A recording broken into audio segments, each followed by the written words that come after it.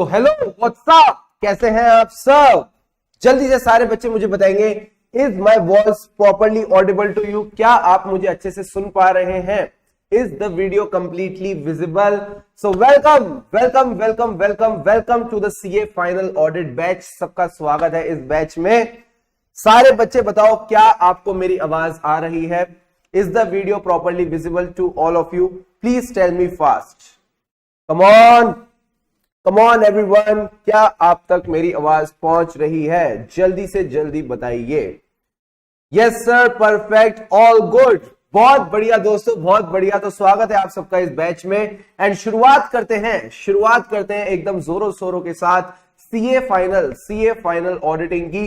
Good morning good morning good morning good morning everyone. Let's rock it, let's rock it, let's rock it. तो welcome to the batch of CA final. यही है मजेदार चीज, ठीक है। बहुत हो गई सीए इंटर की बातें, बहुत हो गई सीए इंटर की बातें, बहुत हो गया सीए इंटर के ऑडिट की बातें। Now is the time to talk about CA final audit. And अगर आप मेरे से पूछो सर आपका सीए फाइनल ऑडिटिंग के बारे में क्या ख्याल है, तो मैं कहूंगा आपके आठों के आठों सब्जेक्ट्स में अगर कोई एक सब्जेक्ट है जो मैं मानता हूं सबसे ज्यादा प्रैक्टिकल है, if there is one subject which is the most practical one, it is auditing। Sir 8 क्यों बोल रहे हो? क्योंकि अभी तक तो कुछ जो न्यू स्कीम है उसकी हमको कुछ इंडिकेशन नहीं है, तो यही मान के चलते हैं ICI will take 8 papers in the coming examinations. जो भी होंगी वो 8 ही एग्जाम पेपर होंगे। Now let's talk about auditing. किस तरह से है ये पेपर, और सर हमारी ये क्लास कैसे रहेगी, ये हम सारी डिस्कशंस कर लेते हैं। तो जैसा कि आपको पता है, this class will be there. जो बच्चे लाइव अटेंड कर रहे हैं, हमारे लाइव इसी तरह से चलती रहेंगी, और जो बच्चे गूगल ड्राइव पे देख रहे हैं उनसे भी मैं कुछ अभी डिस्कशंस करूंगा कैसे उनको इसके साथ आगे बढ़ना है। पहली बात, आई विल सजेस्ट एक टाइम पे एक ही क्लास देखा करो सीए फाइनल में। So now if you have started with auditing, please focus on auditing. अभी बाकी सब्जेक्ट्स को कुछ समय के लिए आप छोड़ सकते हो, बिकॉज यहां अगर अभी आपने इस क्लास में अनडिवाइडेड अटेंशन दे दिया, पूरे फोकस के साथ पढ़ा, तो you will get the essence of auditing. फिर रिविजन्स में कभी आपको कोई दिक्कत नहीं आने वाली। Got it sir? एक बात और बताओ सर, इंटरमीडिएट में हमारा शायद से बेस इतना अच्छा नहीं था। कई बच्चे मेरे पास आते, वो बोलते हैं कि इंटरमीडिएट में हमारा बेस इतना अच्छा नहीं था। तो मैं कहता हूं चिंता मत करो, यहां सीए फाइनल में हम नया बेस बना के नई डेवलपमेंट्स करेंगे। That's why this batch is around 50 classes. अगर आपको बेस बनाने की जरूरत ही नहीं होती, मैं मान के चलता आपको इंटरमीडिएट की सारी बातें आती है, तो 20-25 क्लास में हम सीए फाइनल ऑडिटिंग पढ़ के खत्म कर देते। So here I am assuming आपको इंटरमीडिएट का कुछ भी याद नहीं है, बट हाँ कुछ बेसिक्स पता है, जिनको अगर मैं आपको रिफ्रेश करा दूं, रिवाइज करा दूं, तो कहीं ना कहीं आपकी नैया पार लग जाएगी। Right sir? Now talking about the class, कुछ इंस्ट्रक्शंस है, ध्यान से समझना। अगर आप अभी मोबाइल फोन लेके बैठे हो, अगर आप अभी सामने मोबाइल फोन लेके बैठे हो, प्लीज उसको थोड़ी देर के लिए ना साइड कर दो। सर कितनी देर के लिए? जितनी देर क्लास चलेगी उतनी देर आप अपने मोबाइल फोन से दूर रहो, यही मेरी एक छोटी सी रिक्वेस्ट रहेगी। बिकॉज क्या होगा ना, हम दोनों मिलकर मेहनत करने की कोशिश करेंगे एंड ये हमारा काम थोड़ा खराब करने की कोशिश करेगा। So I will every time request you कि प्लीज इस क्लास में जब तक आप बैठे हो, आप अपना पूरा अटेंशन मेंटेन करो। और ये क्लास देखनी कब है? जो बच्चे घर बैठ के इस क्लास को देख रहे हैं, I will suggest start with this class in the morning. सुबह सुबह इस क्लास के साथ आप शुरुआत करें, ताकि आर्टिकलशिप भी अगर चल रही है तो उसमें भी आप मोटिवेटेड होके जा सके काम करने की, हाँ मैंने सुबह अपनी क्लास कंप्लीट कर ली। एंड सुबह भी जब क्लास के लिए उठना है, तो रात को पूरी आपको अच्छे से ना मीठी नींद लेनी है, कम से कम 6 से 8 घंटे की, 6 to 8 आवर्स की स्लीप लेनी है। मैंने भी अपनी सारी क्लासेस इसी तरह से कंप्लीट करी थी अपने सीए फाइनल प्रिपरेशन के दौरान। Now let's talk about the topic की एक बार डिस्कशन कर लेते हैं। क्या है CA final auditing? So like every other paper, like law, DT, IDT, इसमें भी 70-30 का रेशियो इंस्टीट्यूट ने अभी रख रखा है। तो 70 मार्क्स का क्या मतलब है? 70 मार्क्स का आपका डिस्क्रिप्टिव पोर्शन आएगा एंड 30 मार्क्स का आपका एमसीक्यूज आएगा। प्लस जो बुक अभी आपको मिल गई है या मिलने वाली है, उसको अगर आपने अच्छे से कर लिया, उसके साथ अगर आपने उसका जो क्वेश्चन बैंक दे रखा है उसको अच्छे से कर लिया, तो मैं आपको एक आश्वासन तो दे सकता हूं कि ये जो 30 मार्क्स हैं एमसीक्यू, ये जो 30 मार्क्स है एमसीक्यू, इसमें आप आराम से 80% या उससे ज्यादा स्कोर कर सकते हैं। सर प्रैक्टिकल के बारे में आपका क्या ख्याल है? प्रैक्टिकल में भी मैं आपको बात बताता हूं, जितना हमने कवर किया है अगर उतना भी आपने अच्छे से कवर कर लिया, इजीली 75 to 80% हम स्कोर कर पाएंगे। सर आप 100% क्यों नहीं बोल रहे? भाई साहब पेपर कौन सा पढ़ने आए हो? ऑडिट का। ऑडिटर हमेशा रीजनेबल अश्योरेंस देता है, एब्सोल्यूट अश्योरेंस नहीं। हम हमेशा रीजनेबल अश्योरेंस देते हैं, एब्सोल्यूट अश्योरेंस नहीं। प्लस इतना तो अच्छे से करो, इतना तो अच्छे से करो। क्या हमको 100 में से 100 लाने? नहीं, बट पढ़ाई इतने से अच्छी करनी है, इतनी अच्छी करनी है कि एग्जामिनेशन से कम तो हम टारगेट भी नहीं करेंगे। तो सारे बच्चे अभी के अभी मुझे कमिटमेंट करो, सर कम से कम ऑडिट में 60 से 70 नंबर तो लाएंगे ही लाएंगे। ऑडिट में कम से कम 60 से 70 नंबर तो लाएंगे ही लाएंगे। उससे ऊपर आ गए तो भगवान श्री कृष्ण की दया है, बट कम से कम 60 to 70 मार्क्स तो हम स्कोर करेंगे ही करेंगे। और मैं बताऊं, अगर आपने मेरी क्लास में जितनी बातें बता रहा हूं सुन ली, क्लास में पार्टिसिपेट किया मेरे साथ, यानी जो मैं बातें बोलता हूं मैं बोलता हूं, मेरे साथ साथ बोलो। अगर आपने मेरे साथ साथ बोली प्लस क्लास टेस्ट देते चले, कोई दिक्कत की बात नहीं है, आराम से आपका जो टारगेट है ये पूरा हो जाएगा। ठीक है, तो this is all about CA final auditing. 70 और 30 का रेशियो रहता है। 70 मार्क्स का आपका डिस्क्रिप्टिव पोर्शन, 30 मार्क्स का आपका एमसीक्यू। आज क्या स्टार्ट करने वाले हैं? आज हम स्टार्ट करने वाले हैं बेसिक्स के साथ। जो बेसिक्स आपने अपने सीए इंटरमीडिएट में पढ़े, कई सारे बेसिक कॉन्सेप्ट्स में आपको रिवाइज कराने वाला हूं। एंड ट्रस्ट मी, ये बेसिक्स अगर आज आपने शांति से सुन लिए, इधर देखो इधर देखो इधर देखो, कहां देख रहे हो? हाँ इधर देखो इधर देखो, कहां देखते हो? हाँ यहां देखो, यहां देखना, स्क्रीन के ऊपर देखना। ये बेसिक्स अगर आपने शांति से एकदम शानदार तरीके से मेरे साथ अभी रिवाइज कर लिए, आपका पूरा सीए फाइनल ऑडिटिंग का बेस तैयार हो जाएगा। कोई भी डाउट रहता है just ask me after the topic is over, यानी जब मैं पूरा टॉपिक कवर करा देता हूं आपको, डाउट को ना साइड में लिख के रख लिया करो आपने। अरे हाँ, क्या लेके बैठना है? ये क्वेश्चन तो किसी ने मेरे से पूछा ही नहीं। What do you need to sit with? तो आपने सबसे पहले तो अपने आप को लेके आना है क्लास में टाइम पे। आपने सबसे पहले तो अपने आप को क्लास में लेके आना है टाइम पे, और सब अपने साथ लेके आना 2 वाटर बॉटल। सर एक लाएंगे तो चलेगी, देखो एक चल जाती है, बट वो बड़ी ना जल्दी खत्म हो जाएगी, तो फिर तुमको दूसरी लेने के लिए उठना पड़ेगा। तो ट्राई करना 2 वाटर बॉटल कम से कम एक तो रखना ही रखना। साथ में आपके पास अपना एक नोटपैड होना चाहिए। नोटपैड और रजिस्टर हो, कोई फर्क नहीं पड़ता, कुछ ना कुछ होना चाहिए जिसपे मैं आपको जो चीजें लिखवाऊंगा वो चीजें आपने लिख के आगे बढ़नी है। ठीक है, बाकी बुक तो आपके पास रहेगी। That's all that you need to have. आओ श्री गणेश करते हैं सबसे पहले टॉपिक के साथ, जिसका नाम है ऐसे 200। सर ये ऐसे 200 याद आ रहा है, देखा देखा सा लग रहा है, था क्या इस ऐसे में? सो this is all about overall objectives of independent auditor and conduct of audit in accordance with standards on auditing. सबसे पहला सवाल तो मैं आपसे यही पूछ लेता हूं, ऑडिट होता क्यों है? 8 सब्जेक्ट है सीए फाइनल में अभी के दौरान, उसमें से एक सब्जेक्ट है paper number 3 CA final auditing. ये ऑडिटिंग का जो पेपर है ये है क्यों हम ऑडिट पढ़ते हैं? इंटरमीडिएट में भी पढ़ा, फाइनल में भी पढ़ रहे हैं। What is the need of studying auditing? क्यों है ये ऑडिट का प्रोफेशन? तो ध्यान से समझना, आज की डेट में सबसे ज्यादा चर्चा में एक ही चीज है, वो है शेयर मार्केट।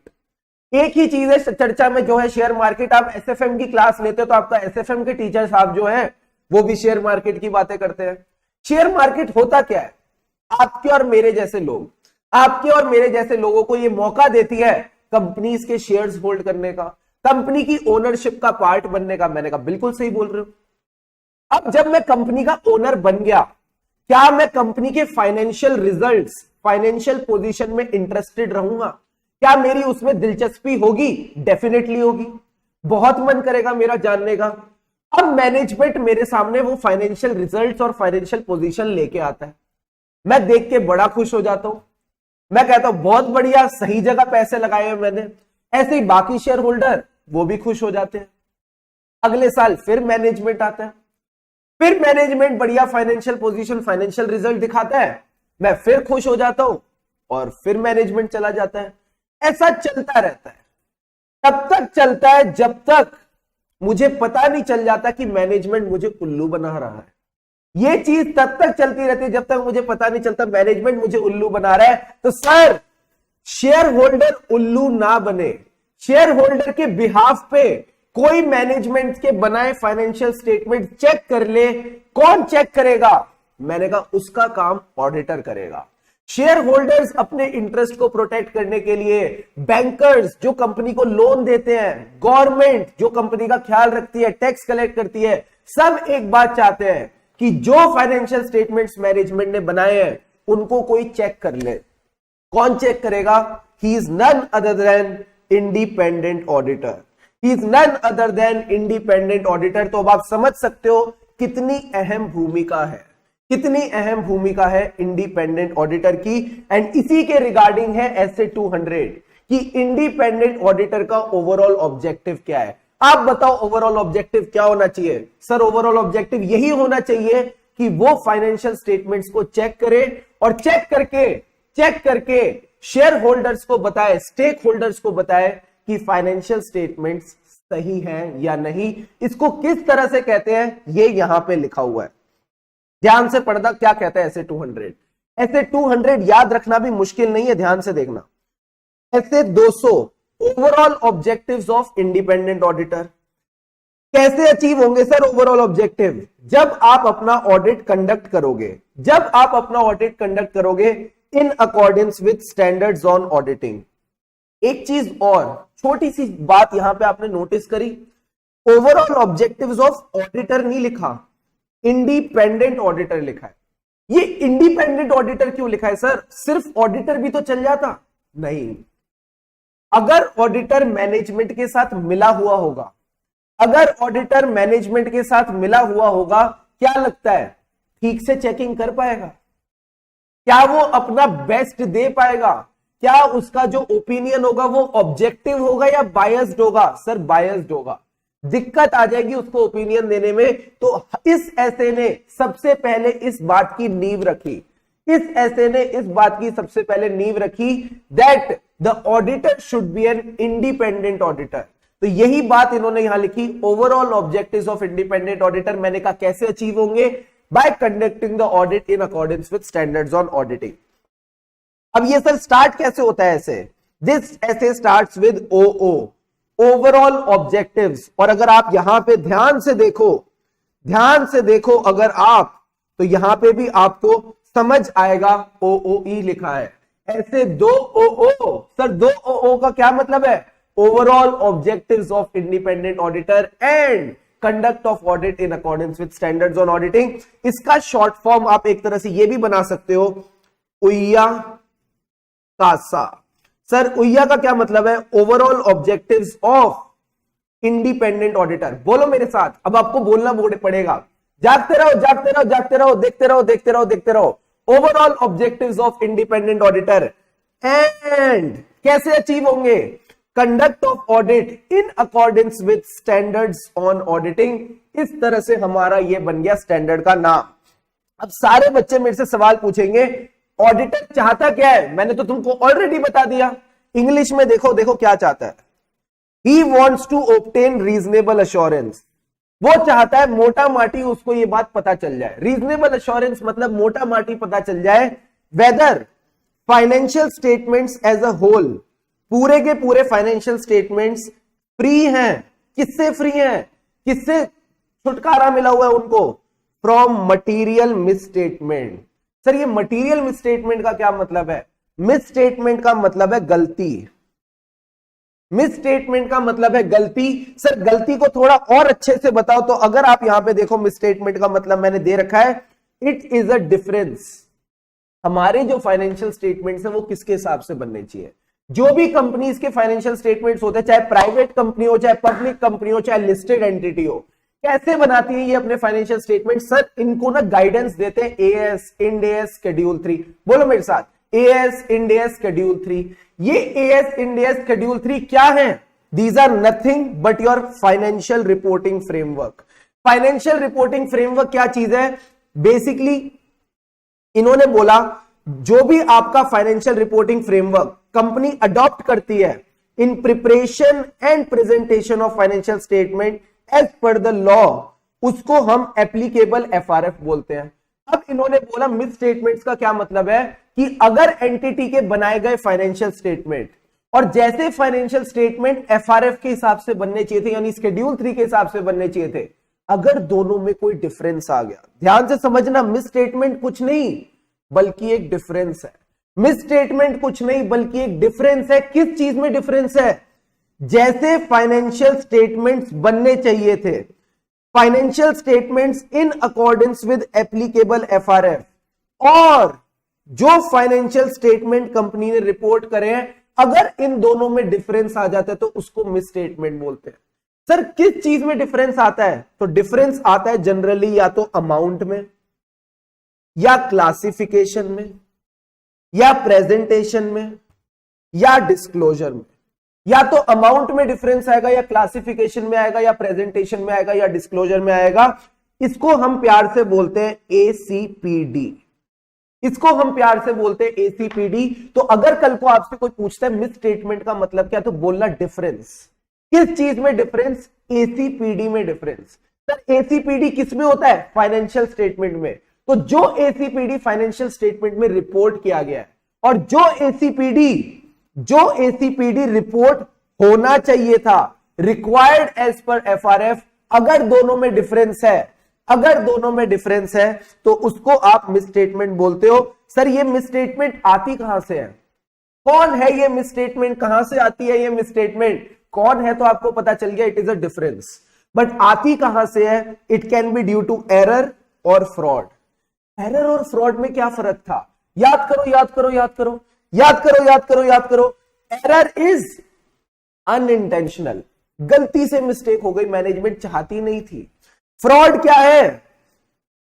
है? सोफिस्टिकेटेड, केयरफुली ऑर्गेनाइज्ड स्कीम्स, जहां पे जो काम मैनेजमेंट ने किया है दैट इज इंटेंशनल, जानबूझ के किया है, सोची समझी चाल। सोची समझी चाल को अंग्रेजी में कैसे बोलते हैं? Sophisticated and carefully organised schemes. क्या मिस स्टेटमेंट का मतलब क्लियर है? जल्दी से बताओ हाँ या ना।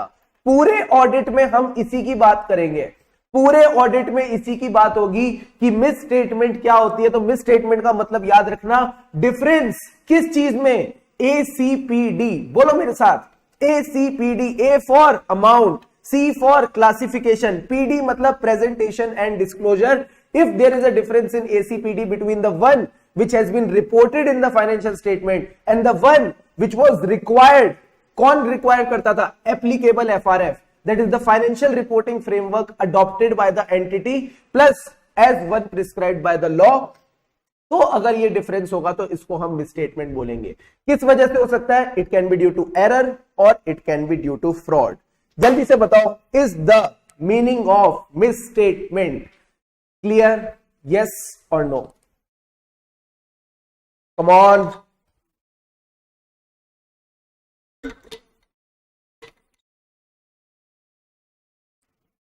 जल्दी से बताइए, क्या मिस स्टेटमेंट का मतलब सबको क्लियर है? जल्दी से बताओ मेरे दोस्तों। यस सर, ऑल गुड, एकदम क्लियर है, कोई दिक्कत की बात नहीं है। अब आ जाओ क्या लिखा है यहां पे? Auditor has to obtain reasonable assurance. इसको भी हम स्टार मार्क करेंगे, इसके बारे में और चर्चा होगी। किस चीज को लेके रीजनेबल एश्योरेंस चाहिए? किस चीज को लेके उसको कंफर्ट चाहिए? इस चीज को लेके that the financial statements as a whole are free from material misstatement. हमने अभी जो मतलब सीखा वो किसका मतलब सीखा? मिसस्टेटमेंट का। हमने जो अभी मतलब सीखा मिस स्टेटमेंट का। ये मटीरियल मिसस्टेटमेंट क्या है? जाओ अपने इंटर के दिनों में और AS1 याद रखो। मटीरियलिटी का मतलब क्या होता था? When is an amount considered to be an material? अगर मैं आपको देसी भाषा में बताऊं, मटीरियल वो अमाउंट मटीरियल है जो यूजर का इकोनॉमिक डिसीजन बदल दे। मेरे लिए वो अमाउंट मटेरियल है जो यूजर का इकोनॉमिक डिसीजन बदल दे। फॉर एग्जाम्पल, ध्यान से समझना मटेरियल मिसस्टेटमेंट को किस सेंस में तुमको देख के आगे बढ़ना है। एज अ शेयर होल्डर अगर मैं किसी कंपनी में इन्वेस्ट करना चाहता हूं, ध्यान से समझना, ध्यान से समझना। वैभव कह रहा है क्या हम ये बातें अपनी ओल्ड बुक्स में लिखे? नहीं। अगर आपके पास अभी पुरानी किताबें उसमें कोई आप एनोटेशन नहीं करेंगे, पुरानी किताब आपसे उठाई जाएगी, नई आपको दी जाएगी, अभी उसमें कोई छेड़खानी मत करना, चुपचाप यहां पे फोकस करो, ठीक है? अभी सिर्फ समझो, सीखो, जो नोट डाउन करना है अपनी नोटबुक में नोट डाउन करो, यहां पे फोकस करो। एज ए शेयर होल्डर अगर मैं एक कंपनी में इन्वेस्ट करना चाहता हूं, मैंने इन्वेस्टमेंट का डिसीजन बना लिया, मैंने कंपनी में इन्वेस्टमेंट का डिसीजन बना लिया, और कंपनी का जो रेवेन्यू है, revenue of the company is 1000 crore rupees, 1000 crore रुपए का रेवेन्यू है कंपनी का। अब ध्यान से फोकस करना। Case number 1, case number 1 by Shubham Keswani, focus करना यहां पे। केस नंबर 1 है that the actual revenue as per FRF, अगर ये फाइनेंशियल रिपोर्टिंग फ्रेमवर्क को ठीक से फॉलो करते, AS 9 को ठीक से अप्लाई करते, तो एक्चुअल रेवेन्यू आता 990 करोड़ रुपीस, यानी 10 करोड़ रुपए का फर्क है, 10 करोड़ रुपए का फर्क है। आप बताओ मुझे, क्या मेरा डिसीजन बदल जाएगा? Will my decision change in this case? Please tell me yes और नो। क्या मेरा इस केस में डिसीजन बदल जाएगा? फटाफट सारे बच्चे मुझे देख के बताओ, will my decision change in this case, yes और no? Quickly let me no.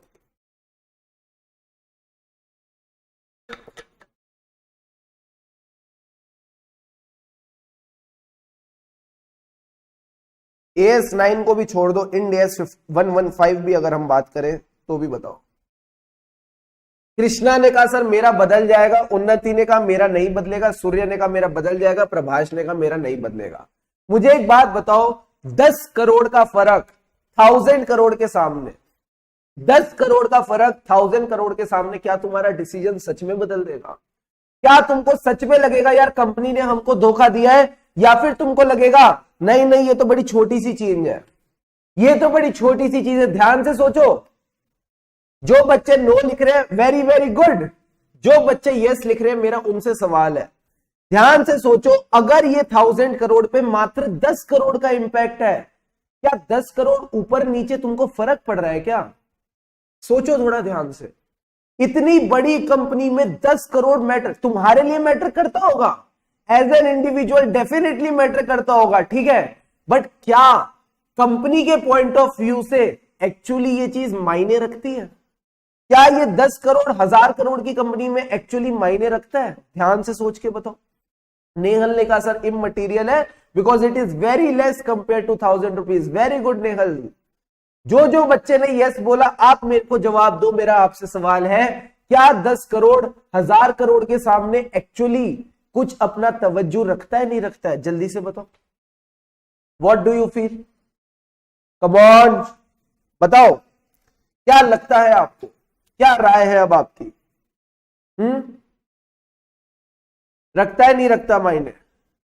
नहीं सर, ज्यादा मायने नहीं रखता, हम इसको इग्नोर करके चल सकते हैं। Very very good. तो इस केस में मेरा डिसीजन चेंज नहीं होगा बिकॉज इट इज वेरी इममटीरियल। मुझे नहीं फर्क पड़ता अगर 10 करोड़ का चेंज आता है 1000 करोड़ पे। केस नंबर 2 उठा लेते हैं। केस नंबर 2 क्या कहता है? केस नंबर 2 कहता है एक्चुअल रेवेन्यू जो है, जो एफआरएफ के हिसाब से होना चाहिए, वो 990 करोड़ भी नहीं है, 1000 करोड़ तो है ही नहीं। सर एक्चुअल रेवेन्यू कितना है? Actual revenue is only and only 600 crore rupees. यानी कितने का इंपैक्ट पड़ा? मेरे दिल को कितने का धक्का पड़ा? सर आपके दिल को पड़ा 400 करोड़ का धक्का। 400 करोड़ का धक्का। 400 करोड़ 1000 करोड़ के सामने कितना प्रतिशत? 40% का धक्का। अब बताओ, क्या मेरे को चोट पहुंचेगी? क्या मेरे दिल को धक्का लगेगा? क्या मैं यहां पे अपना डिसीजन चेंज करूंगा? क्या फील आ रही है? यस और नो बताओ, क्या फील आ रही है? Will the decision change in this case? Yes और नो बताओ। अमीनू ने कहा यस सर चेंज होगा, बाकी बच्चे बताएं क्या होगा ऐसे केस में। विल माई डिसीजन चेंज और नॉट, क्या मेरे दिल को धक्का लगेगा? सबने कहा सर यस आपके दिल को धक्का लगेगा, कोई आपको नहीं बचा सकता। Yes yes yes, this is material. तो अब एक बात बताना, एज एन ऑडिटर मुझे मिस स्टेटमेंट से डर लगता है या मटीरियल मिस स्टेटमेंट से? ठीक है, दबंग में बोला था ना सोनाक्षी सिन्हा ने, थप्पड़ से डर नहीं लगता साहब, प्यार से लगता है। तो ऐसे ही ऑडिटर बोलता है मिस स्टेटमेंट से डर नहीं लगता साहब, मटीरियल मिस स्टेटमेंट से लगता है। तो हमेशा हमेशा हमेशा इसको बना लो पत्थर की लकीर कि मटीरियल मिस स्टेटमेंट से ही हम अफेक्ट होंगे, मिस स्टेटमेंट से कोई इफेक्ट नहीं होगा। छोटी मोटी गलती को इग्नोर करो, मटीरियल मिस स्टेटमेंट पे फोकस करो एज एन ऑडिटर। यही बात यहां लिख रखी है। हमको किस चीज की रीजनेबल एश्योरेंस चाहिए? Financial statements as a whole are free from material misstatements. Again, these misstatements can be due to fraud or error. और जब मेरे को ये रीजनेबल अश्योरेंस मिल जाएगी, जब मुझे ये रीजनेबल अश्योरेंस मिल जाएगी, तब जाके मैं अपना ओपिनियन एक्सप्रेस कर पाऊंगा। क्या ओपिनियन एक्सप्रेस कर पाऊंगा आप बताओ? मैंने बोला मिस स्टेटमेंट नहीं है। सर मिस स्टेटमेंट का क्या मतलब होता है? Difference in the ACPD as per the reported financial statements and as per the FRF. अगर मिस स्टेटमेंट नहीं है तो क्या मैं ये बोल सकता हूं कि जो फाइनेंशियल स्टेटमेंट्स हैं they have been prepared as per the FRF? नहीं, आप बोलोगे they have been prepared materially in all respects as per the FRF। Material misstatement नहीं है ना, तो लिखना भी ऐसे ही है that they have been prepared materially in all respects as per the applicable FRF। क्या एक एक लाइन और एक एक वर्ड की अहमियत फील हो रही है? क्या अभी तक आप ऑडिट को ऐसे नजरिए से देख रहे थे कि ये तो सारी की सारी बातें एक जैसी है? क्या अब आपको मतलब समझ आ रहा है कि अगर यहां पे मैं मटीरियल वर्ड इग्नोर कर दूं, मान लो मैंने मटीरियल वर्ड इग्नोर कर दिया, यूजर क्या फील ले जाएगा कि हूबहू ऐसे बने हैं, एक चीटी भर की भी गलती नहीं है। बट जैसे ही मैंने लिख दिया मटीरियल रिस्पेक्ट्स, क्या मैंने यूजर को एक अंदाजा दे दिया? क्या मैंने यूजर को एक अंदाजा दे दिया कि मोटा माटी हमारे फाइनेंशियल स्टेटमेंट्स FRF के हिसाब से ही बने हैं? फटाफट देखो पहला लाइन, पहला पॉइंट, ए पॉइंट एक बार फटाफट रीड करो और मुझे बताओ क्या ए पॉइंट क्लियर है? In conducting an audit of financial statements, overall objective क्या है? पहला ऑब्जेक्टिव है ओपिनियन देना। कैसे देंगे? जब हमको मिलेगी reasonable assurance whether financial statements as a whole are free from material misstatement whether due to fraud और एरर, जिससे हम ओपिनियन दे पा रहे हैं कि they have been prepared in all material respects as per the applicable FRF। फटाफट सारे बच्चे बताओ क्या ए पॉइंट क्लियर है, हां या ना? Is the a point clear to all of you? Come on, please tell me. Clear है?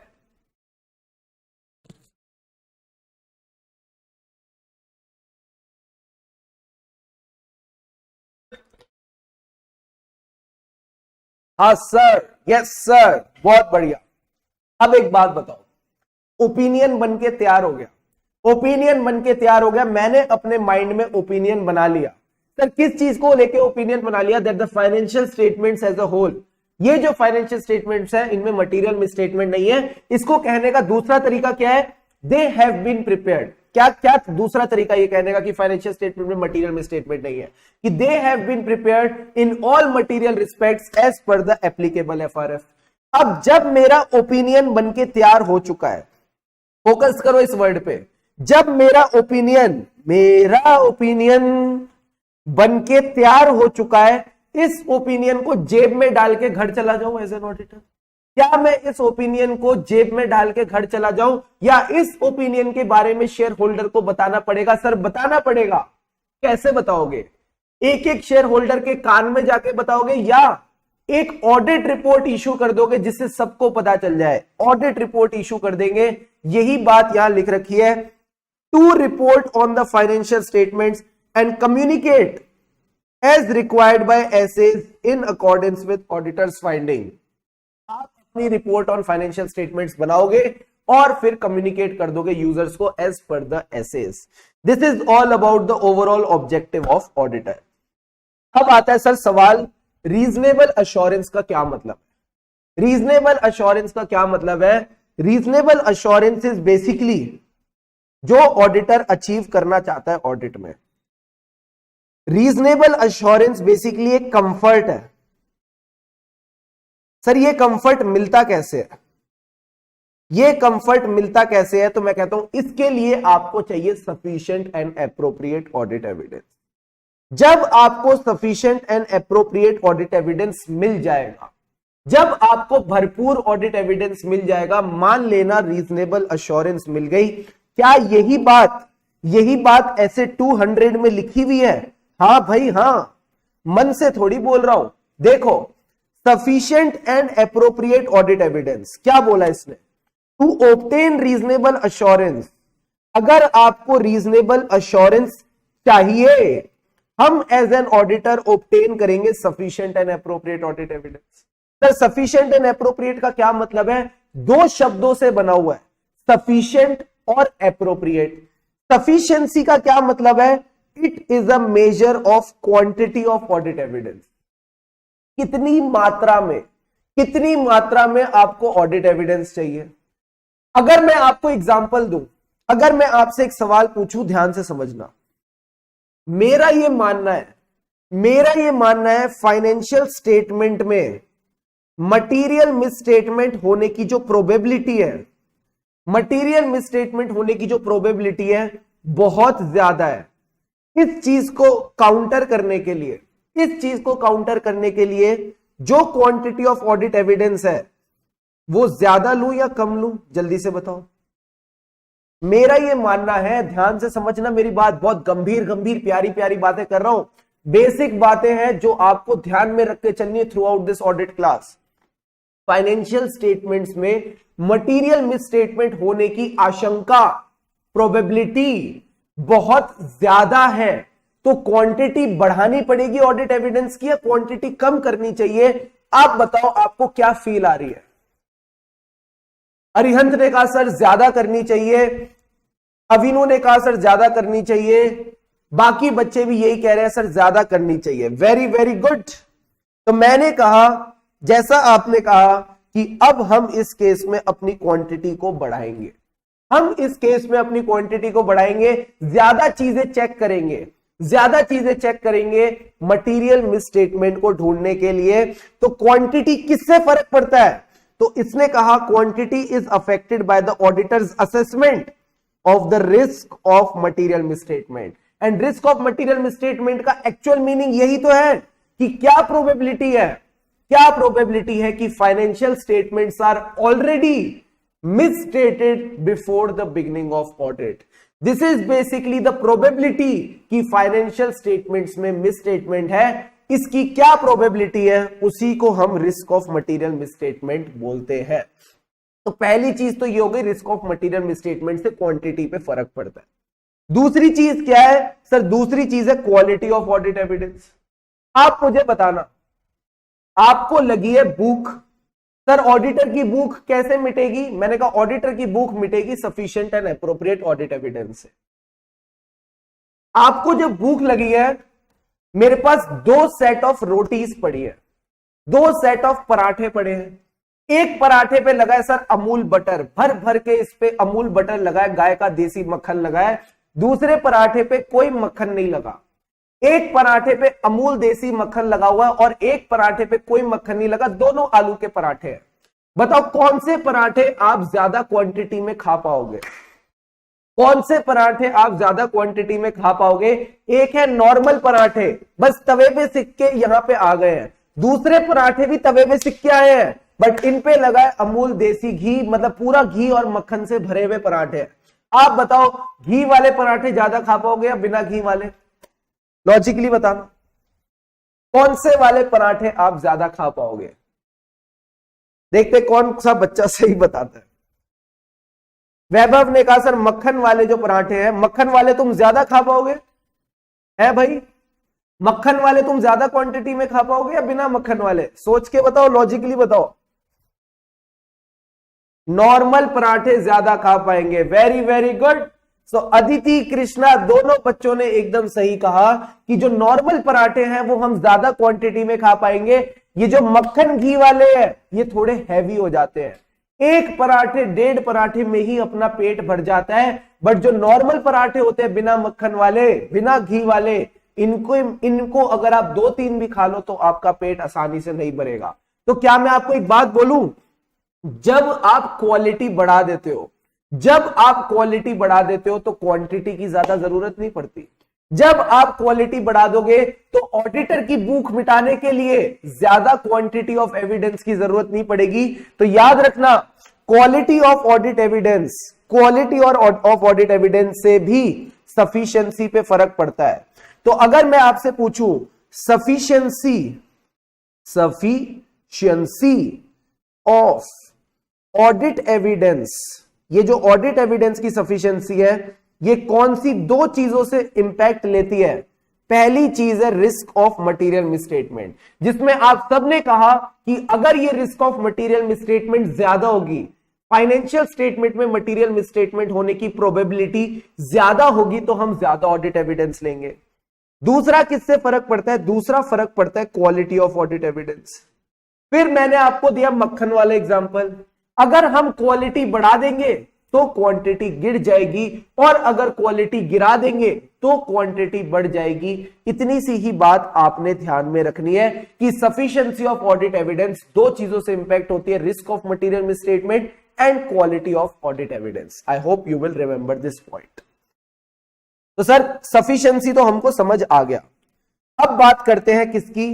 अब बात करेंगे हम एप्रोप्रिएटनेस। ये एप्रोप्रिएटनेस क्या भला है? Appropriateness is basically the quality of audit evidence. It talks about 2 factors, relevance and reliability. Relevance का क्या मतलब है, रिलायबिलिटी का क्या मतलब है? एक बात बता देता हूं आपको, ऑडिट एज अ सब्जेक्ट अगर आपको समझ आ गया ना, ऑडिट एज अ सब्जेक्ट आपको समझ आ गया, आपके दिल को छूने लग गया, इसको याद रखने में कभी दिक्कत आने ही नहीं वाली। आपसे पूछता हूं वापस, सफिशिएंसी के बारे में थोड़ा बहुत बताओ। Sir it is about the quantity of audit evidence, sufficient है कि नहीं, क्वांटिटी की बात करता है। कौन से 2 फैक्टर से फर्क पड़ता है? रिस्क ऑफ मटेरियल मिसस्टेटमेंट और क्वालिटी। हमने इसको याद तो किया ही नहीं। कैसे हिट कर रहा है? क्योंकि हमको समझ आ चुका है कि सफिशिएंसी मतलब क्वांटिटी। फिर मैंने आपको 2 एग्जांपल दिए कि प्रोबेबिलिटी हाई है तो फिर आपको सफिशिएंसी ज्यादा बढ़ानी पड़ेगी, क्वालिटी हाई है तो सफिशिएंसी कम करोगे तो भी फर्क नहीं पड़ेगा, घी के पराठे। तो यही बातें तो बस आपने ध्यान में रख के चलनी है। दूसरी चीज appropriateness, it is about the quality of audit evidence. Quality again 2 चीजों से फर्क पड़ता है क्वालिटी पे। सर ये क्वालिटी कौन सी चीजों से फर्क पड़ता है? रेलिवेंस और रिलायबिलिटी। क्या फर्क है दोनों पॉइंट्स में? ध्यान से समझेंगे। मुझे अपने एम्प्लॉइज जो हैं ये चेक करना है कि उनको जो सैलरी बनती थी क्या वो एक्चुअल में पे हुई है कि नहीं। जो उनकी सैलरी बनती थी वो एक्चुअल में पे हुई है कि नहीं। बताओ कौन सा ऑडिट एविडेंस, कौन सा डॉक्यूमेंट मैं क्लाइंट से मांगू जिससे पता चल जाए कि सैलरीज वर एक्चुअली पेड और नॉट। आप बताओ मुझे, how can I test this thing कि सैलरी एक्चुअल में पे हुई है कि नहीं। क्या ये चीज, मैं आपको 2 ऑप्शंस देता हूं, क्या ये जो चीज है मुझे उसकी पे स्लिप से पता चल जाएगी या इसके लिए मैं बैंक स्टेटमेंट्स देखूं? आप बताओ मुझे।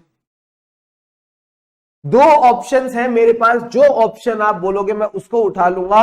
बैंक स्टेटमेंट देखना चाहिए या पे स्लिप उठा के देख लो, दोनों में से किससे बेटर पता चलेगा। सब बच्चे लिख रहे बैंक स्टेटमेंट, सारे बच्चे लिख रहे bank statement. What would be the best way to check it? सबने बिल्कुल सही कहा सर बैंक स्टेटमेंट से देखेंगे। देखो पे स्लिप तो एंटिटी का डॉक्यूमेंट है, जो पे स्लिप है वो एंटिटी का डॉक्यूमेंट है, अपॉइंटमेंट लेटर एंटिटी का डॉक्यूमेंट है, ये सारे एंटिटी के डॉक्यूमेंट है। But bank statement is a relevant audit evidence.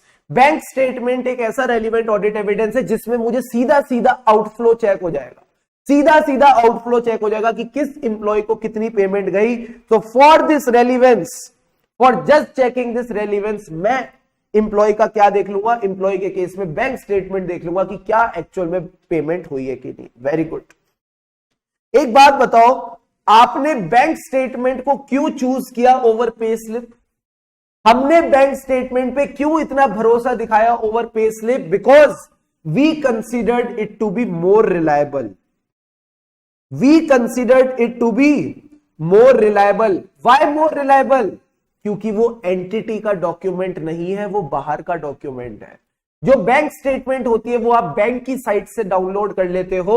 So this is not a document of the entity, it is a document which has been provided by the bank, which is an external party जिसपे हम rely करके चल सकते हैं। क्योंकि वो ज्यादा reliable है तो हम उसको as a better audit evidence लेते हैं। तो प्लीज याद रखना, क्वालिटी में दो चीजें आती हैं, एविडेंस रेलिवेंट भी होना चाहिए, रिलायबल भी होना चाहिए। रेलिवेंट में आप इसको एक और नजरिए से देख सकते हो, क्या अपॉइंटमेंट लेटर इस केस में रेलिवेंट ऑडिट एविडेंस है? बताओ, क्या इंप्लॉय का अपॉइंटमेंट लेटर, जो इंप्लॉय को मैं चेक करना चाहता हूं पेमेंट हुई है कि नहीं, मेरी एक ही असर्शन में चेक करना चाहता हूं एक्चुअल में इंप्लॉय को इस चीज की पेमेंट हुई है कि नहीं। आप बताओ, क्या इस केस में appointment letter is a relevant audit evidence? Please tell me.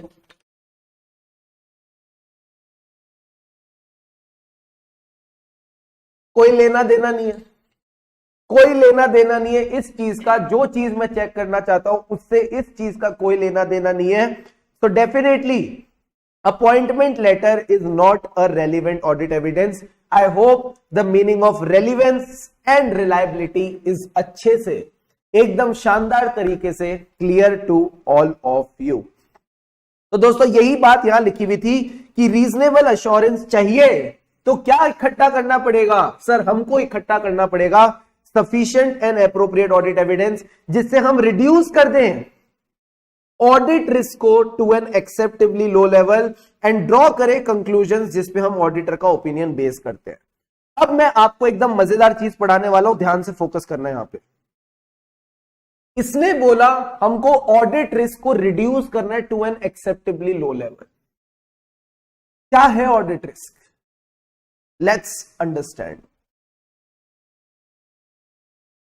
Before we understand audit risk, let's understand risk of material misstatement क्या होती है। रिस्क ऑफ मटेरियल मिसस्टेटमेंट क्या होती है? हर एंटिटी में, बच्चा कह रहा है रेलिवेंस वाला पार्ट रिपीट करो। रेलिवेंस वाले पार्ट में दोस्त इतनी सी ही बात लिखी हुई है, ध्यान से समझना। रेलिवेंस वाले पार्ट में इतनी सी ही बात लिखी हुई है, जो मैंने आपको एग्जांपल से भी समझाने की कोशिश करी। जो चीज आपको चेक करनी है ना, उस केस में देखो क्या ऑडिट एविडेंस लेना चाहिए। अगर मुझे चेक करना है कि इंप्लॉय एक्चुअल में एंटिटी में एग्जिस्ट करता है कि नहीं, एंटिटी ने इंप्लॉय को अपॉइंट किया है कि नहीं, क्या चेक करूंगा? अपॉइंटमेंट लेटर या बैंक स्टेटमेंट? अविनु आप मेरे को जवाब देके बताना। मुझे ये चेक करना है ये इंप्लॉय एंटिटी में एग्जिस्ट करता है कि नहीं, एक्चुअल में अपॉइंट हुआ है कि नहीं। दो ऑडिट एविडेंस अवेलेबल है, बैंक स्टेटमेंट भी अवेलेबल है, अपॉइंटमेंट लेटर भी अवेलेबल है, पे स्लिप भी अवेलेबल है। बताओ क्या चेक करूं सबसे पहले? आप बताओ, what should be the logical audit evidence to be checked in this case? Come on, very very good. सारे बच्चे बोल रहे हैं, बट जिस बच्चे ने सवाल पूछा वो ही नहीं बता रहा। वो बच्चा बताएगा तो मजा आएगा। Very good, very very good. कहां हो तुम? जल्दी से बताओ ना। सारे बच्चे बता रहे appointment letter, appointment letter, appointment letter. कर दी अविनु ने मजेदार बात, कर दी अविनु ने मजेदार बात। अविनु कहता बैंक स्टेटमेंट। अविनु वापस आओ तुम सामने। बैंक स्टेटमेंट से तुमको कैसे पता चलेगा वो अपॉइंट हुआ है कि नहीं? मुझे बताओ, मुझे बताओ, मुझे बताओ।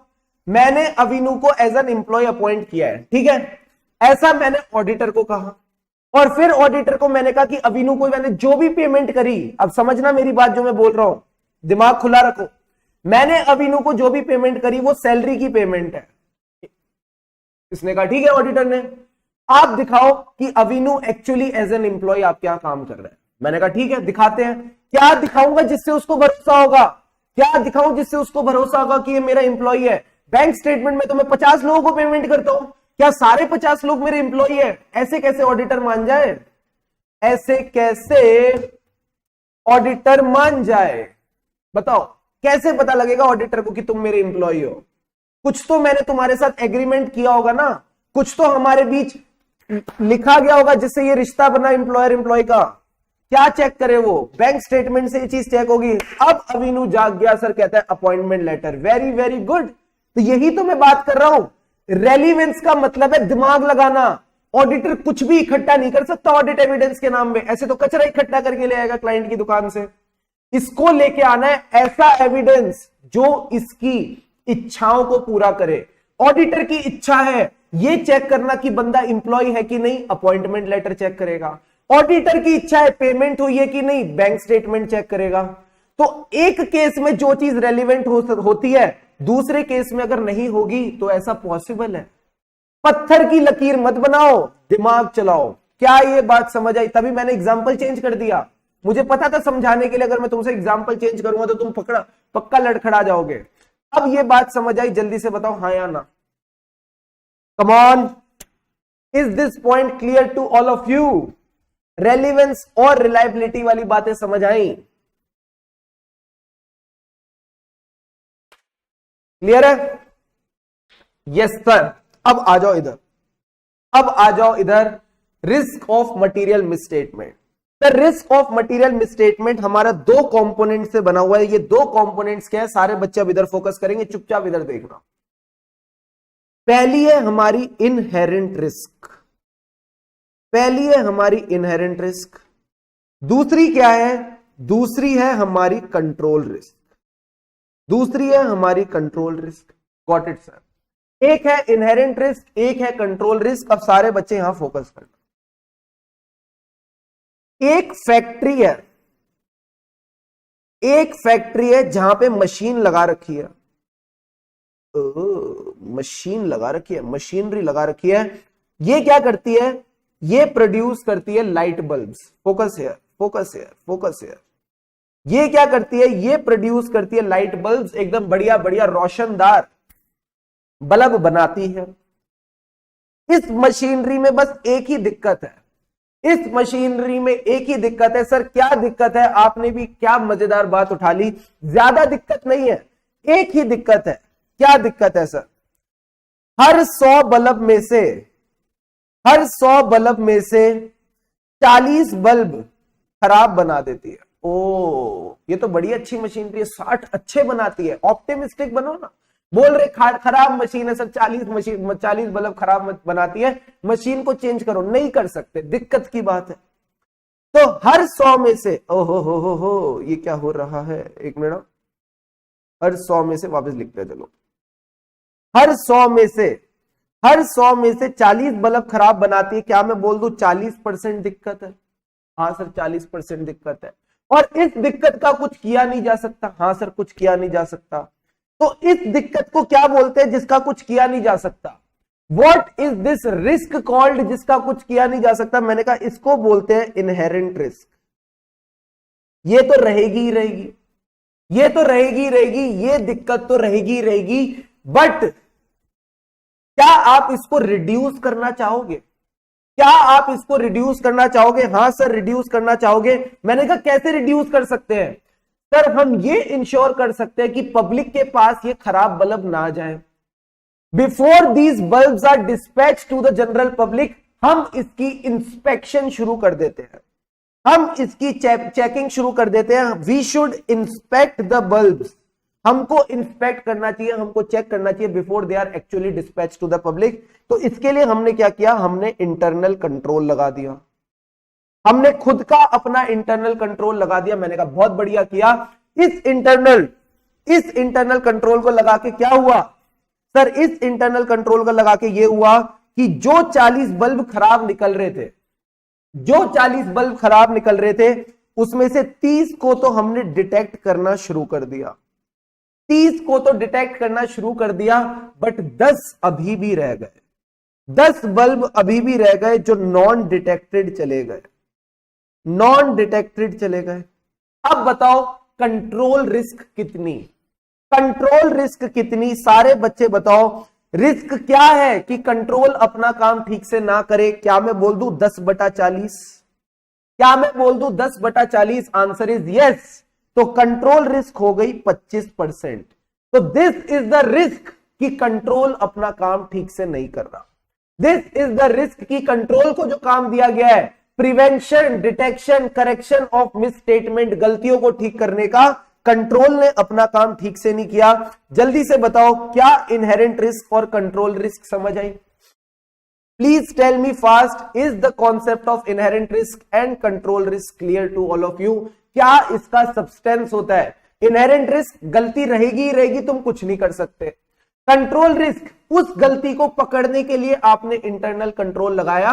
अब अगर इंटरनल कंट्रोल ठीक से काम नहीं करेगा उसकी क्या प्रोबेबिलिटी है, उसको हम कंट्रोल रिस्क बोलते हैं। कि 40 में से 10 नहीं पकड़ पाया, 40 में से 10 नहीं पकड़ पाया, यानी 25% चांस है कि कंट्रोल हमको गोली दे जाएगा। सबने कहा सर समझ आया, हमको कंट्रोल रिस्क भी समझ आया।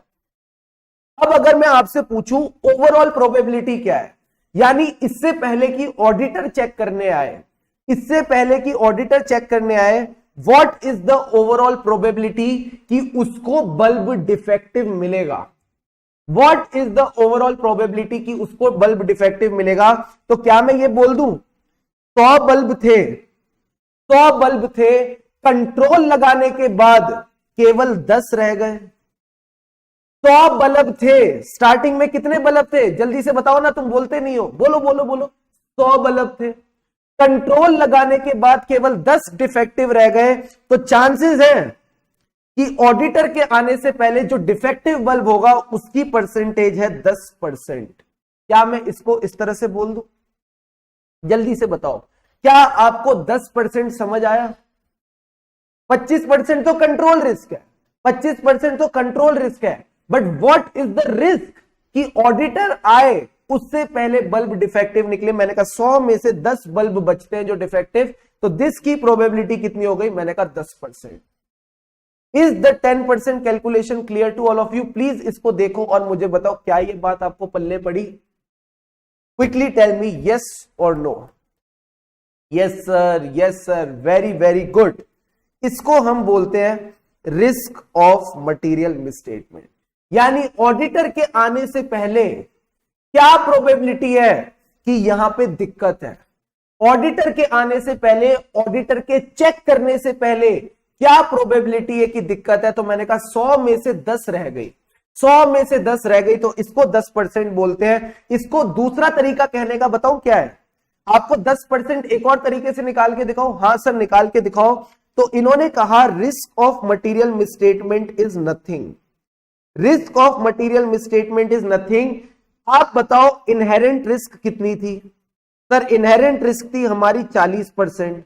हर 100 में से 40 खराब निकलते हैं, हर 100 में से 40 खराब निकलते हैं। Very good.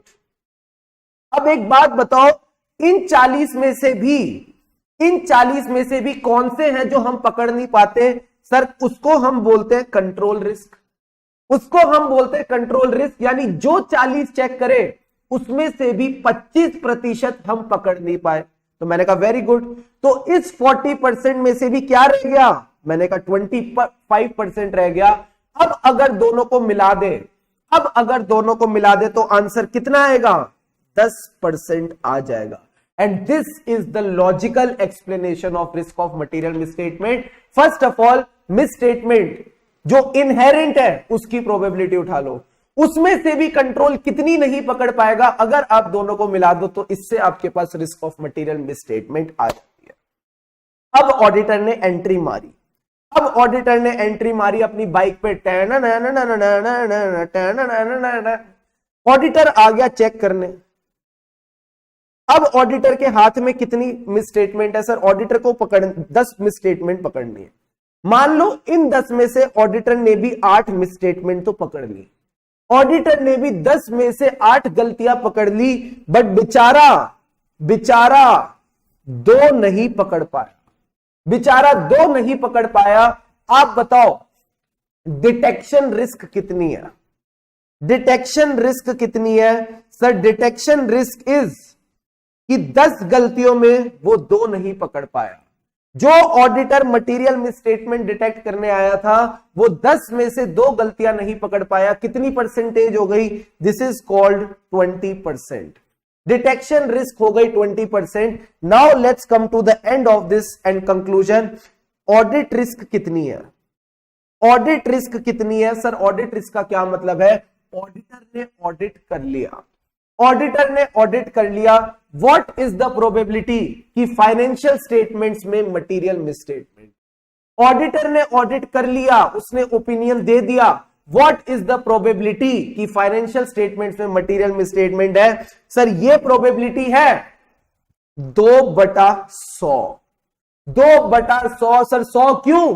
क्योंकि 100 से ही तो स्टार्ट किया था, उसके बाद आपने कंट्रोल्स लगाए, ऑडिटर को बुलाया, अब जाके लास्ट में 2 बची है, तो इसको हम बोलते हैं 2%। इसको निकालने का दूसरा तरीका है कि आप देख लो रिस्क ऑफ मटेरियल मिसस्टेटमेंट कितनी थी। आप देख लो रिस्क ऑफ मटेरियल मिसस्टेटमेंट कितनी थी, यानी जब ऑडिटर आता है तो ही असेसेस कि रिस्क ऑफ मटेरियल मिसस्टेटमेंट कितनी है। उसने रिस्क ऑफ मटेरियल मिसस्टेटमेंट कितनी असेस कर रखी थी sir? He assess the risk of material misstatement to be 10%। Very very good. उसके बाद डिटेक्शन रिस्क कितनी असेस करी? उसने कहा कि हो सकता है मैं 10 में से 8 गलतियां पकड़ लूं, 2 रह जाए। 10 में से 8 गलतियां पकड़ लूं, 2 रह जाए, तो मैंने कहा उसको 20% बोलते हैं। This was your detection risk. And में ऑडिट रिस्क कितनी रह गई? मात्र 2%। 20% का 10%, केवल 2% ऑडिट रिस्क रह गई। क्या आपको ऑडिट रिस्क का कॉन्सेप्ट समझ आया? This the concept of audit risk clear? Yes sir. Before calculating audit risk, we need to understand risk of material misstatement and detection risk. जब risk of material misstatement पता होगा, जब probability पता होगी कि पूरे financial statements में क्या materials misstatement की percentage हो सकती है, फिर हम अपनी डिटेक्शन रिस्क कंसीडर करेंगे। दोनों को जब साथ लेके आएंगे तो जाके हमको ऑडिट रिस्क मिलेगी। Is the mathematical and logical explanation clear to all of you? अगर क्लियर है फटाफट आप इसको ड्रॉ कर सकते हो। अगर क्लियर है फटाफट इसको ड्रॉ करो and then confirm me. Sir एक बार ऑडिट रिस्क वापस बताओ, ध्यान से समझना, ध्यान से समझना ऑडिट रिस्क को चुपचाप। ऑडिट रिस्क क्या है? इट इज द रिस्क कि ऑडिटर ने अपना ऑडिट कर लिया। फोरम गड़ा ध्यान से समझना, ऑडिटर ने अपना ऑडिट कर लिया, फिर भी फाइनेंशियल स्टेटमेंट में गलती रह गई। ऑडिटर उस गलती को नहीं पकड़ पाया, फाइनेंशियल स्टेटमेंट में गलती रह गई। तो फाइनेंशियल स्टेटमेंट में टोटल कितनी गलतियां थी? 100 गलतियां थी। ऑडिट के बाद भी एट द लास्ट स्टेज कितनी गलतियां रह गई सर? 2 रह गई। तो मैंने कहा 2/100 2%। दूसरा तरीका ध्यान से समझना, ऑडिटर के आने से पहले 10% गलती थी। ऑडिटर के आने से पहले 10% गलती थी। ऑडिटर कितनी गलती नहीं पकड़ पाया सर? 20% नहीं पकड़ पाया। तो मैंने कहा 10% में से 80% जो पकड़ ली वो तो रिस्क है ही नहीं। 10% में से 80% जो पकड़ ली वो तो रिस्क है ही नहीं। 10% में से जो 20% नहीं पकड़ पाया that is the actual risk. और 10% का 20% कितना होता है? वो भी 2% ही होता है। इतनी सी बात आपने समझनी है और कुछ भी नहीं है, ठीक है? तभी मैं कहता हूं ऑडिट से पहले ना एसएफएम और एफआर करके आया करो, उससे तुम्हारा दिमाग चलने लगता है, दिमाग दौड़ने लगता है, तो ऑडिट में तुमको और ज्यादा मजा आता है। फटाफट सारे बच्चे नोट डाउन करो और फिर मुझे कंफर्म करो, हम आगे बढ़ेंगे, ठीक है? Please go ahead, come on.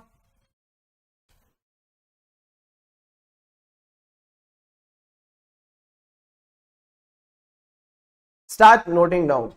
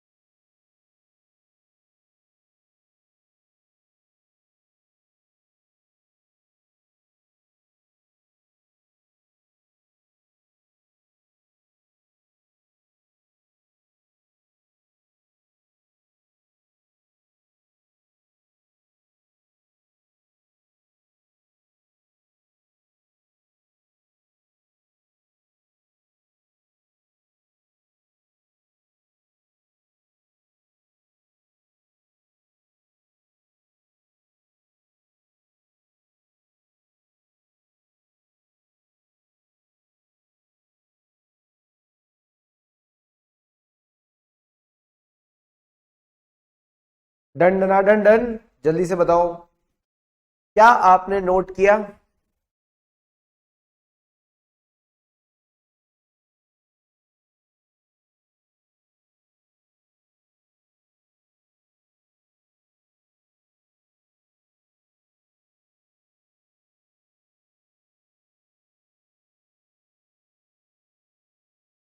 Come on, done sir. अब सर एक बात बताओ, आप हम एक बात बताओ, इंटर में भी पढ़ते थे अभी भी हमने पढ़ा, इंटर में भी पढ़ते थे अभी भी हमने पढ़ा, दो शब्द पढ़े जो हमारे दिल को अभी भी थोड़ा सा चुभ रहे हैं। क्या शब्द है? पहला शब्द तो यह था कि audit risk can't be eliminated, ये रिस्क एलिमिनेट नहीं हो सकती, या आप दूसरे वर्ड्स में बोलो, it can't be reduced to zero, हम इसको 0% नहीं कर सकते। दूसरी चीज, अभी भी हम रीजनेबल अश्योरेंस पे अटके हुए हैं।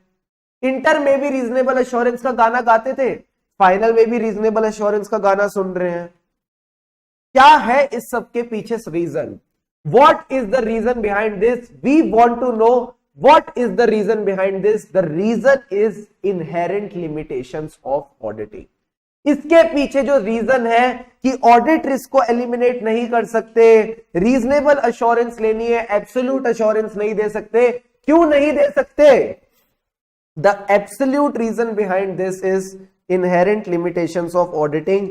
ये जो है इनहेरेंट लिमिटेशंस, इनके कारण, इन्हीं के कारण, इन्हीं की वजह से हम आपको क्या नहीं दे सकते?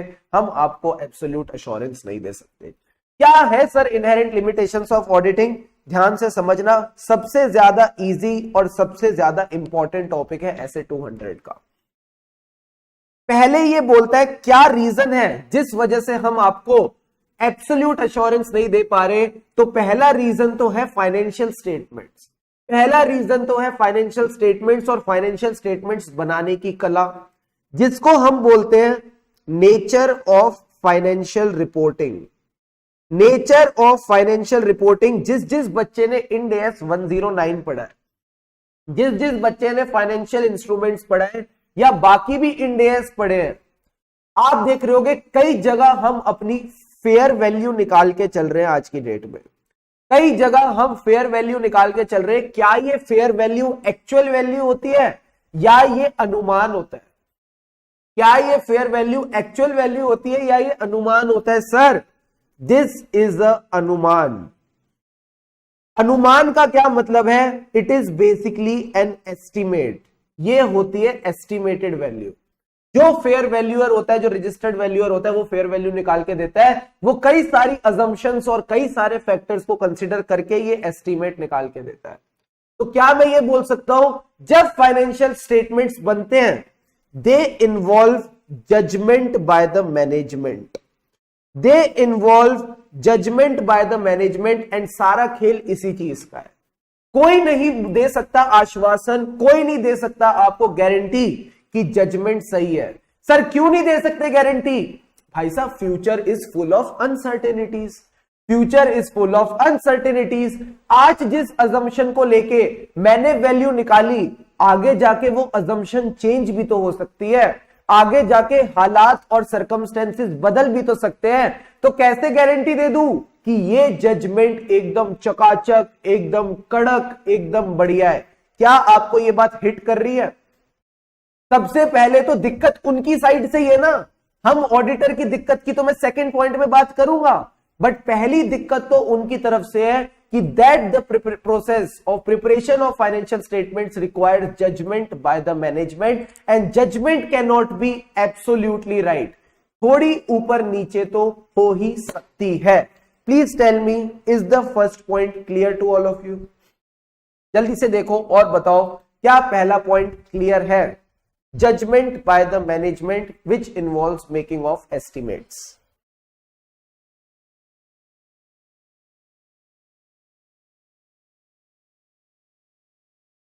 कम ऑन, क्लियर है? Yes sir. अब आ जाओ दूसरा सवाल। मैंने कहा उनकी बात तो हमने कर ली, हमने मैनेजमेंट की बात तो कर ली, यानी जो व्यक्ति फाइनेंशियल स्टेटमेंट बना रहा था उसकी साइड से तो लिमिटेशन समझ आ गई। हमारी लिमिटेशन क्या है एज एन ऑडिटर, तो इसको हम टॉपिक देते हैं नेचर ऑफ ऑडिट प्रोसीजर्स। पहली लिमिटेशन तो यह है कि हम आत्मनिर्भर नहीं है। पहली लिमिटेशन तो यह है कि हम आत्मनिर्भर नहीं है। सर आत्मनिर्भर नहीं है का क्या मतलब है? We are dependent on the management for the information. हमको अगर कोई भी चीज चेक करनी है फाइनेंशियल स्टेटमेंट में, उसके लिए हम मैनेजमेंट पे डिपेंडेंट है। सो मैनेजमेंट जिसके ऊपर हम डिपेंडेंट है may not provide us with the complete information. हो सकता है मैनेजमेंट हमको कंप्लीट इंफॉर्मेशन दे ही ना, आधी अधूरी इंफॉर्मेशन हमको दे। तो मुझे एक बात बताओ, जो व्यक्ति यही कॉन्फिडेंस में नहीं है कि उसको इंफॉर्मेशन पूरी मिल रही है या कम मिल रही है, कैसे वो गारंटी दे दे कि फाइनेंशियल स्टेटमेंट्स एकदम ठीक है? दूसरी चीज, कोई भी व्यक्ति आपसे चीजें कब छुपाता है? कोई भी व्यक्ति आपसे चीजें कब छुपाता है? कब वो आपको कंप्लीट इंफॉर्मेशन नहीं देता? सर जब उसके मन में चोर होता है। When that person has some kind of fishy attitude, उस फिशी एटीट्यूड को हम बोलते हैं फ्रॉड। मैनेजमेंट तब तक आपको कंप्लीट इंफॉर्मेशन नहीं देगी, मैनेजमेंट तब तक आपको सारी बातें नहीं बताएगी जब जब उसने फ्रॉड किया। सर फ्रॉड का क्या मतलब होता है? सोची समझी चाल। सोची समझी चाल को बताओ कैसे लिखेंगे? Sophisticated and carefully organised schemes. ये इनकी सोची समझी चाल होती है ऑडिटर को गुमराह करने की।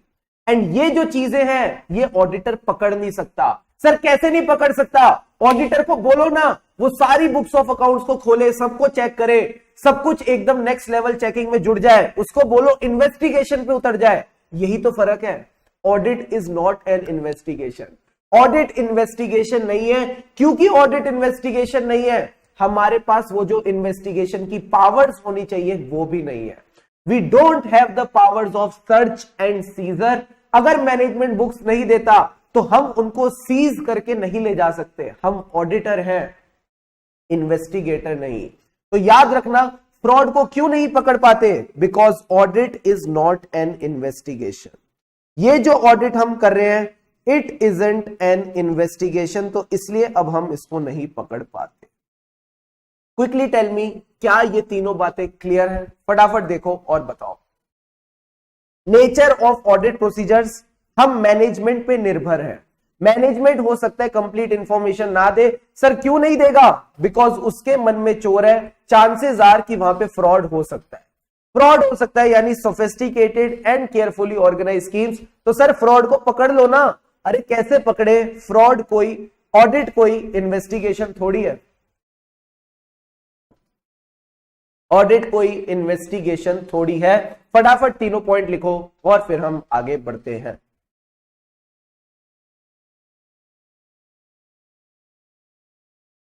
लिख लिए सर, अब बढ़ते हैं आगे। तो पहले दो पॉइंट क्या हो गए? पहले तो उनकी गलती, नेचर ऑफ फाइनेंशियल रिपोर्टिंग। दूसरी गलती हमारी तरफ से, nature of audit procedure. Sir तीसरा पॉइंट क्या है? तीसरा पॉइंट है क्लाइंट के पॉइंट ऑफ व्यू से। तीसरा पॉइंट है क्लाइंट के पॉइंट ऑफ व्यू से। ये क्या कह रहा है कि क्लाइंट को हमेशा मेंटेन करना पड़ेगा, क्लाइंट को हमेशा मेंटेन करना पड़ेगा अ balance between benefit and cost. माना ऑडिट के फायदे हैं, माना कि ऑडिट के कुछ फायदे हैं, बट ऑडिट में खर्चा भी बहुत होता है। जब मैं ईवाई में था, जब हम ऑडिट करने जाते थे और हम देखते थे कि क्लाइंट ने अपने फाइनेंशियल स्टेटमेंट्स में ऑडिटर की फीस का कितना प्रोविजन बना रखा है, देख के बड़ी खुशी होती थी कि चार्टर्ड अकाउंटेंट्स को क्या इतना पैसा मिलता है। तो भाई साहब मिलता तो है एंड इसकी वैल्यू भी काफी की जाती है। बट कहीं ना कहीं क्लाइंट को भी इस बात का पता है कि you need to maintain a balance between benefit and cost. Sir benefit and cost का क्या मतलब है? आप सारी ट्रांजेक्शन्स चेक नहीं कर सकते।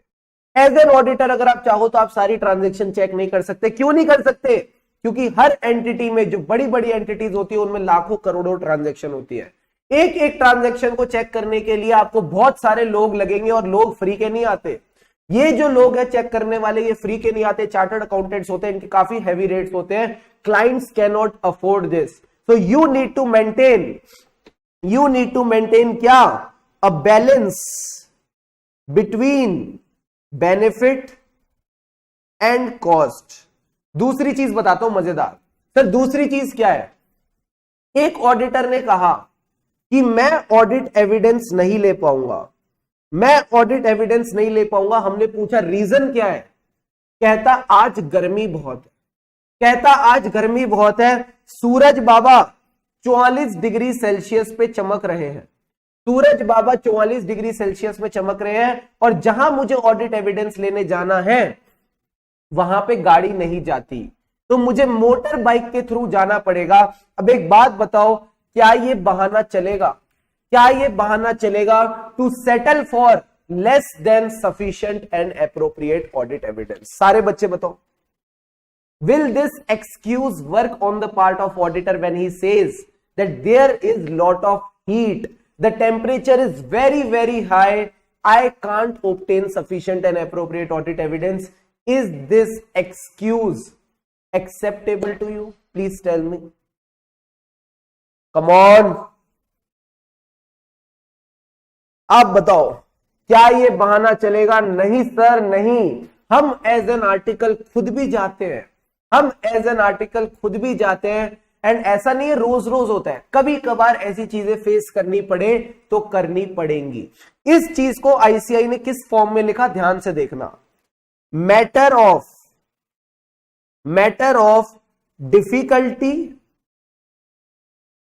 डिफिकल्टी टाइम और कॉस्ट isn't a reasonable, इन्होंने कहा ये रीजनेबल एक्सक्यूज नहीं है to omit an audit procedure.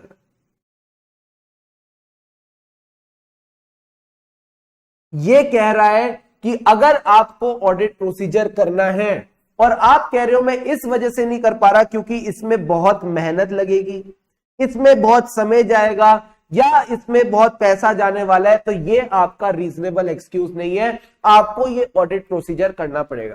Sir क्या कोई ऑल्टरनेट ऑडिट प्रोसीजर कर सकते हो? अगर ऑल्टरनेट ऑडिट प्रोसीजर है तो उसको अप्लाई कर सकते हो, बट अगर ऑल्टरनेट ऑडिट प्रोसीजर नहीं है और आप इन तीनों बहानों को यूज कर रहे हो, then this is also not acceptable.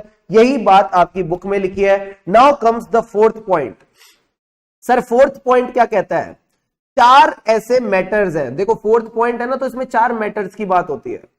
ये कहता है इन एरियाज में इनहेरेंट लिमिटेशंस ऑफ ऑडिटिंग, आइला, ठीक है, सचिन बोलता है ना आइला, तो मैंने कहा उन आइला का इंपैक्ट बहुत ज्यादा है, यहां पे मटेरियल मिसस्टेटमेंट को पकड़ने में बड़ी दिक्कत होती है। पहला एरिया क्या है? पहला एरिया है फ्रॉड, एंड ये फ्रॉड ऐसा वैसा फ्रॉड नहीं है, this fraud involves senior management. मुझे एक बात बताओ, इंप्लॉय अगर फ्रॉड करेगा तो क्या मैनेजमेंट पकड़ लेगी? Answer is yes. अगर मैनेजमेंट ही फ्रॉड करे, जो मैनेजमेंट एंटिटी के इंटरनल कंट्रोल्स बनाती है मटेरियल मिसस्टेटमेंट को अवॉइड करने के लिए, वो खुद फ्रॉड करने के लिए उतर जाए, तो उसको कौन पकड़ेगा? दिक्कत की बात तो है।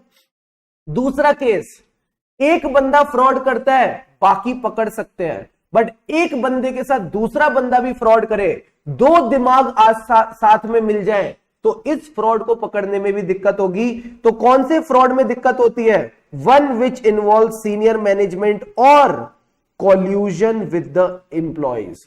अगर यहां पे कॉल्यूजन है, सीनियर मैनेजमेंट की इन्वॉल्वमेंट है, तो इस फ्रॉड को पकड़ने में दिक्कत आएगी। सेकेंड पॉइंट क्या कहता है? Related party relationships and transactions. क्या आपको रिलेटेड पार्टी का इंड एएस आता है? जल्दी से बताओ, क्या आपको रिलेटेड पार्टी का इंड एएस आता है? जल्दी से बताओ, हाँ या ना। Have you studied about the Ind AS regarding related party relationships and transaction? इसके डिस्क्लोजर्स के रिगार्डिंग एक प्यारा सा इंड एएस है हमारे पास। बोलो बोलो बोलो बोलो, have you studied about that Ind AS? Come on, क्या आपने वो इंड एएस पढ़ रखा है? बोलो रे बोलो प्यारे बच्चों, क्या आपने इंड एएस पढ़ा है? नहीं पढ़ा है? रिलेटेड पार्टी वाला।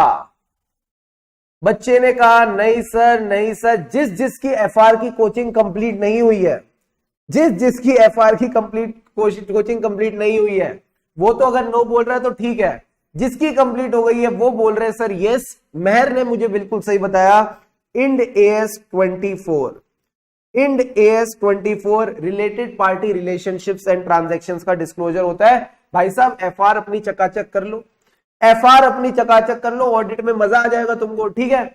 और अगर FR नहीं पढ़ी, और अगर FR नहीं पढ़ी तो अभी जाके इंड AS 24 क्लास के बाद रिवाइज कर लेना, बिकॉज ये सारी चीजें रिलेटेड चलेंगी, ये सारी चीजें रिलेटेड चलेंगी, ये सारी चीजें अब तुम्हारी टिप्स पे आने लग जानी चाहिए। चार्टर्ड अकाउंटेंट बनने वाले हो तो related party relationships and transactions का डिस्क्लोजर होता है।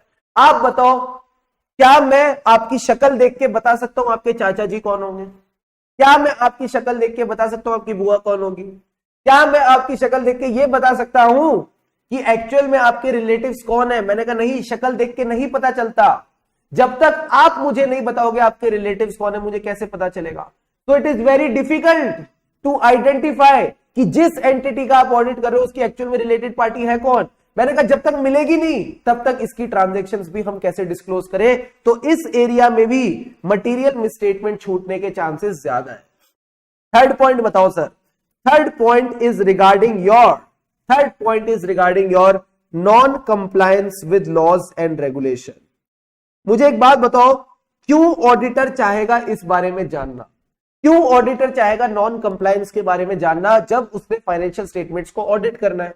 चुपचाप बैलेंस शीट के सारे आइटम्स देखे, खुश हो जाए और चला जाए, पीएनएल चेक करे, खुश हो जाए, चला जाए। ये नॉन कंप्लायंस क्या बला है?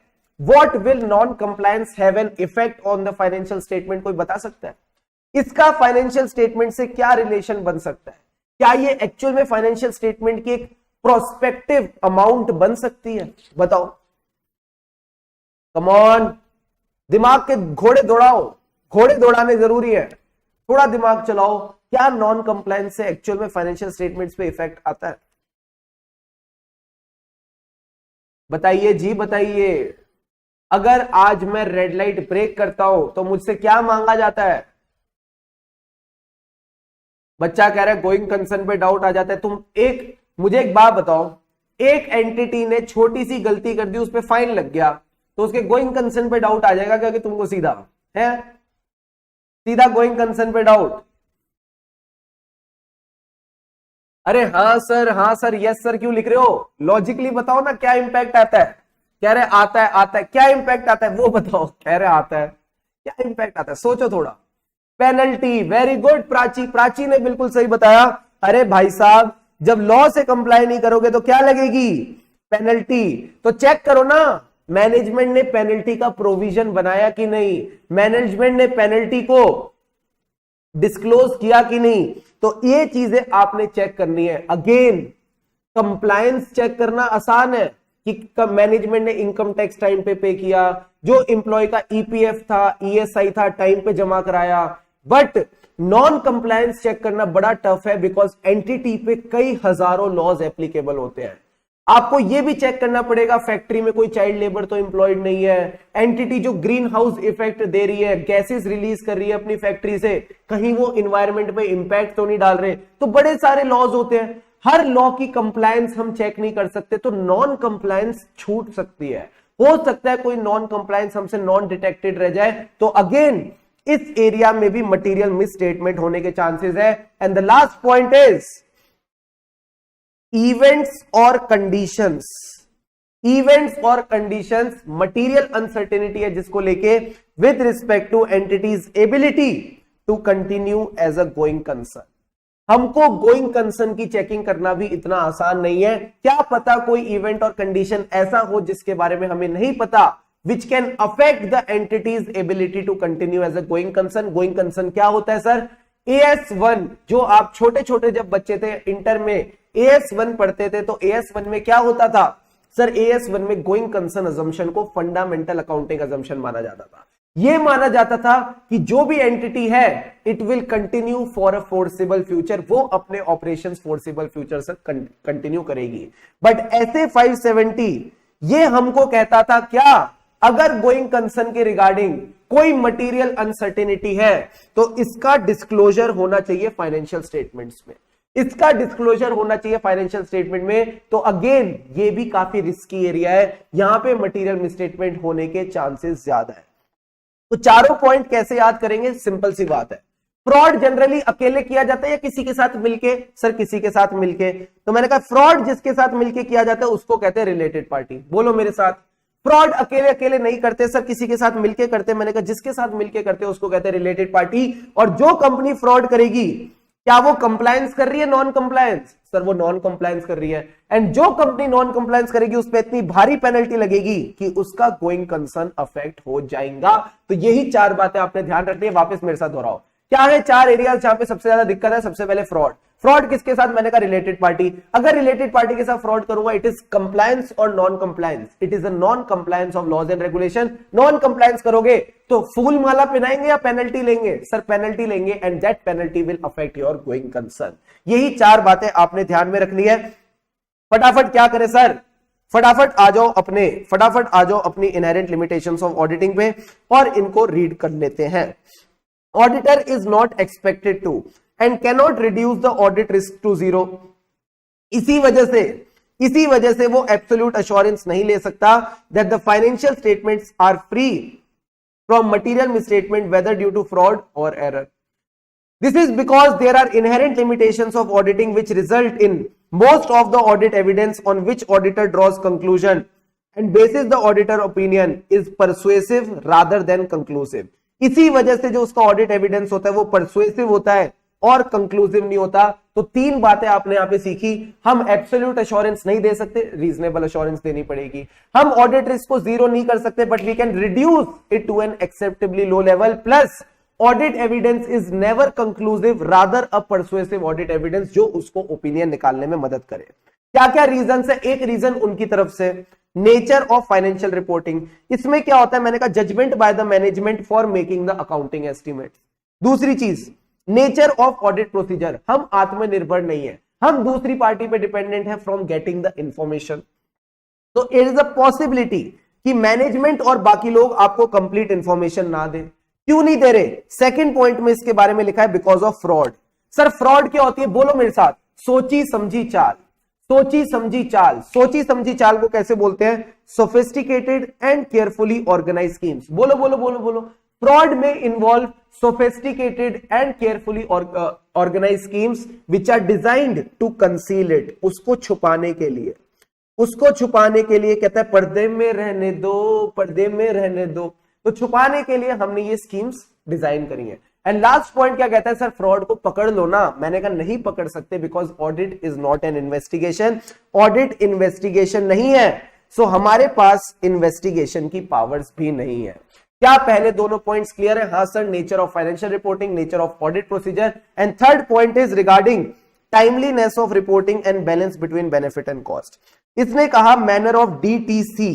तो डीटीसी का क्या मतलब है? Difficulty, timing and cost. ये कोई वैलिड बेसिस नहीं है ऑडिटर का to omit an audit procedure जहां पे कोई ऑल्टरनेटिव नहीं है। पहली बात समझ आ गई। दूसरी बात, रेलिवेंस ऑफ इंफॉर्मेशन, ये समय समय के साथ घटती जाती है, ये समय समय के साथ घटती जाती है। एंड हमको बैलेंस मेंटेन करना है between the reliability of information and cost. And last में इसने बोला because of inherent limitations of auditing, यहां पे रिस्क है कि कुछ मटेरियल मिसस्टेटमेंट हम डिटेक्ट ना कर पाए, इवन दो हमारा ऑडिट हमने एसएस के हिसाब से किया। फिर हमने चार एरियाज की बात की थी जहां पे सबसे ज्यादा इनहेरेंट लिमिटेशंस का दबाव होता है। Fraud, related party, non compliance with laws and regulations and events और conditions affecting an entity to continue as a going concern. फटाफट सारे पॉइंट्स एक बार रीड कर लो and then let me know, we'll move ahead. क्या आपको यह टॉपिक क्लियर है? प्लीज टेल मी यस और नो।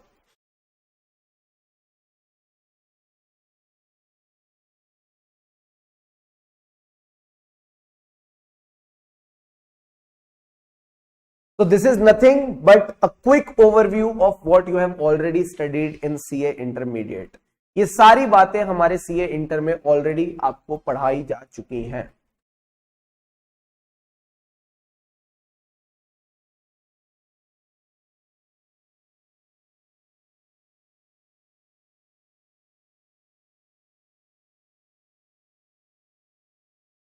अंडरस्टूड सर, चलो बहुत बढ़िया। सो आई होप यहां तक सारी बातें जो भी हमने डिस्कस करी एकदम चकाचक तरीके से क्लियर है। Now let's catch up after a break. Sir break कितनी देर का रहेगा? So the break will be of 15 minutes. 15 minute में आपने अपने माइंड को बस रिलैक्स करना है, ठीक है। Just sit with yourself, take few sips of water, चाय पीनी है, कॉफी पीनी है, पी लो, कोई दिक्कत की बात नहीं है। And just relax and refresh yourself. Mobile phone मत देखना, ठीक है। Let's catch up after the break. 15 minute का ब्रेक है, उसके बाद मिलते हैं।